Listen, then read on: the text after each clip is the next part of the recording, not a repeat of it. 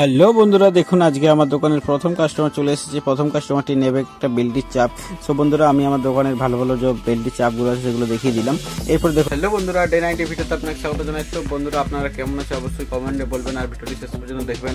So বন্ধুরা, আমার চ্যানেলে প্রথমে দেখলে লাইক কমেন্ট শেয়ার করবেন। সো বন্ধুরা, চলুন ভিডিওটি শুরু করি। দেখুন বন্ধুরা, আজকে আপনাদের একটা দেখাচ্ছি স্যামসাং এর যে নতুন মোবাইল বেরিয়েছে A32 বলে। সেই মোবাইলটির ক্যামেরাটা দেখুন, খুব ভালো কোয়ালিটির মধ্যে, কম দাম, মানে কম দাম বলতে একদম কম দাম নয়, মোটামুটি 25-30 হাজার মধ্যে বটে।